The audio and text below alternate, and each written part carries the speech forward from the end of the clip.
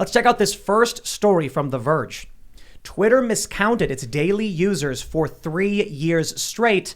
How did this happen twice? Yo, The Verge is a progressive website. When they point out you're doing something wrong, something must be really wrong. They report, Twitter overstated the number of daily users on its service for 3 years straight, overcounting by up to 1.9 million users each quarter. The error was due to Twitter inadvertently counting multiple accounts as active when they were all tied to a single user, even if they weren't in use. These incorrect usage numbers were given for Q1 2019 through Q4 2021. This is somehow not the first time Twitter has done this. In 2017, Twitter also realized it had been overstating its user figures by 1 to 2 million for 3 years. The repeat mistake was revealed today in Twitter's earnings release for the first quarter of 2022. Here's the amazing thing. The earnings report was bad. They were down a bit. I think, was it like 30 million less? Let me just pull up the Timcast.com article. Twitter's earnings report shows missed revenue projections. They were projecting 1.23 billion, making only 1.2 billion. Now, that's not that bad, but their money is going down, and I predicted this. This likely, in my opinion, would have resulted in a stock drop-off, but because Elon has already agreed to buy it, stock is likely going up or staying the same. In fact, the fact that the stock isn't currently sitting at $54.20 says to me there are some people who think the deal won't go through, and it's possible. But this is big, and it could be a reason. So many people on Twitter are now saying, this sounds like fraud, yo. Like Twitter was lying. They were lying to their advertisers. They lied to Elon Musk. I don't think Elon Musk would decide not to buy the platform now, but I wonder what this means for the deal, and I wonder what it means for Twitter's executives.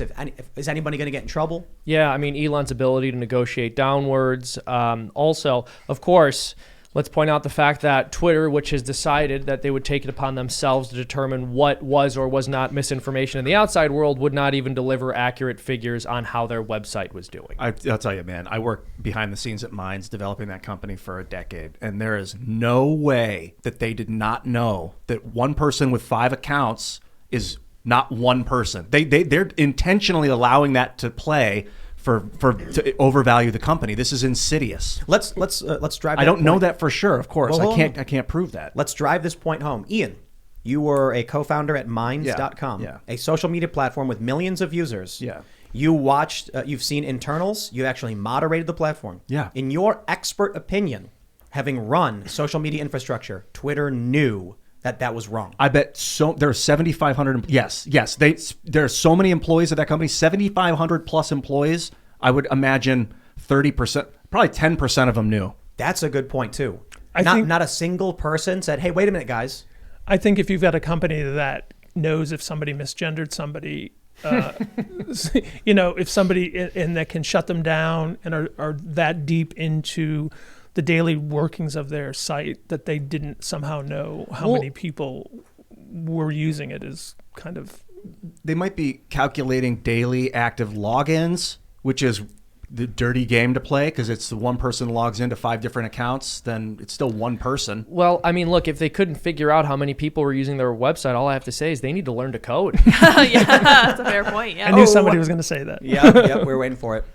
Yeah, they do need to learn that. But I don't know what happens. Does anything happen? Look, we're seeing a lot of victories across the board, but does anybody really believe someone will be held accountable for this stuff? I predict that there's going to be a lot more that's going to come out of this closet at Twitter, that this is going to be less of the problem that I think we're going to find out as far as what's been being manipulated over the last X amount of years. Well, as we pointed out earlier, in the intro and the other day, this weird conspiracy theory that I think is backed up by more than enough circumstantial evidence to say there should be a probe. I believe there should be a criminal investigation because Jack Dorsey, as well, I can't remember who else, but I'm pretty sure other people from Twitter have testified before Congress under oath. I'm pretty sure they were all under oath, right? Yep. As saying they did not have political blocks or anything like that. Now we're seeing serious circumstantial evidence that was not true. Of course, I'm not confident anybody would do anything about it. Well, during the hacking, when we were talking about the day the blue checks disappeared, there was screenshots that were sent out that showed there was a box to click for shadow banning. Like, that was a real thing that got out. that they kind of, whisked away. But there was there's a lot of stuff that did come up after that popped up, that they showed these screenshots. The bigger day was that it had been hacked, but then there were all of these screenshots that popped up, that there was this console that showed that there was an ability to kind of quiet certain users. Here's the game they play, though. So if we go back to 2018, we had the story from Engadget. Twitter's shadow banning bug unfairly filtered 600,000 accounts. Jack Dorsey confirms this. They say, our algorithms were unfairly filtering 600,000 accounts, including some members of Congress, from our search autocomplete. But how did it happen? Blah, blah, blah, blah, blah. You know what they would say? But it was not political. But it is. Wasn't intentional. The game they'll play is... Right now, Elon Musk, he posted the meme of me and Vijaya Gadde, and it's like the circle where it's like, here's left-wing bias. And a bunch of leftists were like, is misgendering really political? They're arguing that purposefully dead-naming someone is political. And I'm like, it is. It is not a moral statement. Conservatives do not agree with your worldview and define things differently. It is inherently political. They don't accept that. So they argue it's not political. So then they'll say, well, we're talking about pronoun use. Has nothing to do with politics, right? Well, they're completely full of it. They know that referring to something as non-political is just a useful rhetorical tool. So they'll everything is political. Exactly. So they'll say everything is political, but then when it comes to something they want to be taken for granted, they'll say this isn't political. Human rights aren't political. It's like, well, actually, the reason a political system exists to a large extent is for us to figure out on a political scale how we treat each other. So yes, it is. But also most of these mistakes that if you look back to over the years that were happening, just coincidentally were happening to conservatives. Mm-hmm. I mean, over and over. You didn't see like Senk and all these giant liberals on the right, on the left, their accounts being shadow banned or losing people or being, for that matter, being suspended for anything. The red-headed libertarian, a good friend of ours, Josie, that's her Twitter. Follow her at TRHL official. She was banned on January 20th of 2021 and reinstated abruptly this year, randomly on Tuesday. And she said, has this happened to any prominent left-wing profile? No. Not a single one. Has anybody seen anybody? Look, I follow people on the left. I interact with them. I have not seen a single person on the left be like, whoa, my account was just brought back. That's so weird. I've never met a person on the left that had their account suspended. Yeah. Never mind brought back. There were a handful of people, anti-war. Anti-war, anti-establishment leftists. They got nuked. That's funny. Or people on the left who were part of that rare breed that actually spoke out against the COVID restrictions. Right.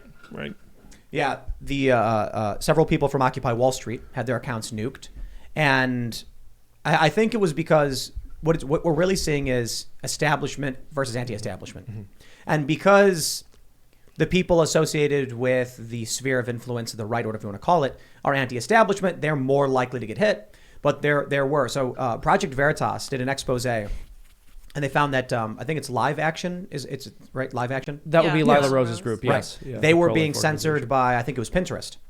That's right. Yes. But I in remember that this. blacklist, I think it was Pinterest. In the blacklist was also anti-media. I think it was one of these anti-war groups. Yeah, it was anti-media group. It was anti-media. And Scott Horton. He's from He's anti-war. He's anti-war. Okay. So the anti-media guys are like fairly anti-war. And I said, hey, that's a big deal too. I think what's really happening is if you are in line with the establishment, they don't care in what capacity. Right. You're protected. So being pro-war, look at these conservatives, I'm doing air quotes, who are staunchly pro-war and align themselves with Democrats. They're all fine. Yeah, exactly. Like, I don't think Liz Cheney's going to get shadow banned anytime soon. I don't think anyone was ever concerned about that for her. You guys think that corporations should be allowed to have blacklists, social media networks? No. Well, what do you mean by that? Have like behind the scenes lists that they can put you on that Why not? change the way that you see the network? It depends on the network, I suppose. I think the change has to come once a platform reaches a certain size. Yeah. So if you have a blog that reaches 100,000 people and it's like, a cowboy living blog and you allow people to post their cowboy stories, I think it makes sense to be like, hey, it can only be cowboy stuff.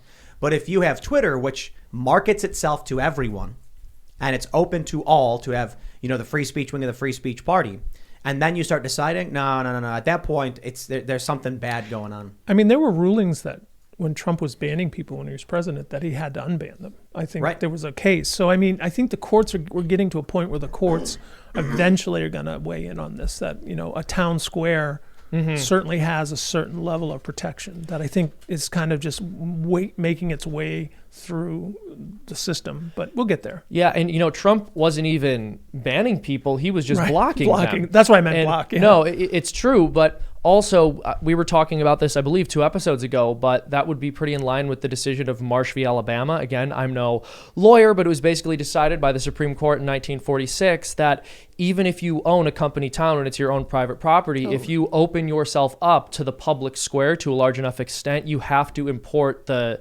First Amendment, basically, or the civil rights that would be due to the people in that jurisdiction. I think that makes sense. What about Verizon? I think Verizon now. Phone companies? Yeah. Public. No, they're a common carrier utility. They shouldn't be allowed to do that. They should have to. They should have to provide service. But you know what they do? They play dirty games. So AT&T wouldn't let me open an account unless I gave them cash up front. And I was like, I have literally no. I don't want AT&T that bad. I was, you know, because when you travel, you want multiple networks. So particularly, we have a cellular bonding unit for when we're on the road that combines a bunch of different cell signals into one. That way you can do better broadcast stuff.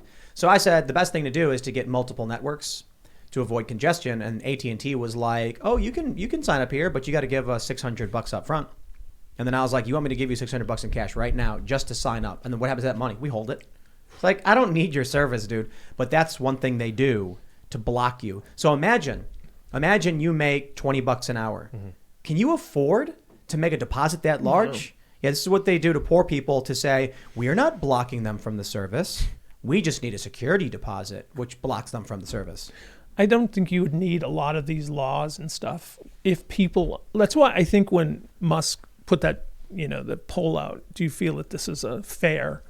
And it was 70% no to free speech. I think most Americans are kind of even keeled and they can see. I think if both sides felt that they were being treated fairly, there would be no problem. That's not possible. Right. And the issue is, I'd like you all to imagine something. Imagine there is a big sphere of water, and there's a right side of it and a left side of it. At some point, a small bud started to emerge on the left side and get bigger. It got bigger and bigger and bigger until it eventually budded off and flopped onto the ground. That same sphere still has a left and a right. But now there's this new sphere, multicultural democracy, staring at its parent, constitutional republic. So that budded sphere of influence doesn't care for principles or morals. It wants power. It wants to grow. Right. It will never be satisfied. So there's no making it happy. Elon Musk says he wants everyone to be, you know, equally happy or upset. I'm like, ain't gonna happen. Usually when the buds fall off the tree, they get eaten by like a zebra who walks away and poops it out somewhere else. That's how the trees spread their seed. So maybe that's what this is. I think it's withering. I think what we're seeing now with Twitter and panic, with these weird algorithmic changes, with CNN Plus collapsing, with Joy Reid losing her job, with Corden, was it James Corden, quitting, with all of these things, what we're seeing is that it can't survive on its own. It budded off, but it has no source of energy. And so people like Cenk Uygur and Brian Stelter and all these people who decided to join that sphere are now watching the walls close in on them as it dries out, as its life energy is evaporating all around it, unable to sustain itself, and they'll regret it. Well, I think it has to do with also like ratings. There has to be anger and a reason for people to come to something. And if you look at ratings on MSNBC versus CNN, you know, if there's a giant terror attack, you're guaranteed that CNN's going to beat everyone because people run to these things. And I think that these types of products pull people towards it. And you know, there were a lot of people invented during the Trump era that fed off of the rage. Thanks for checking out this segment from the Timcast IRL podcast. But if you want to check out the full show live, tune in Monday through Friday at 8 p.m. And if you want more special access content, head over to timcast.com and become a member. Your membership helps sustain this company, keep our journalists employed, makes this show happen, and you will get access to exclusive members-only segments of the Timcast IRL podcast, and there's a massive library to check out. So again, go to timcast.com or tune in Monday through Friday at 8 p.m., and we'll see you all there.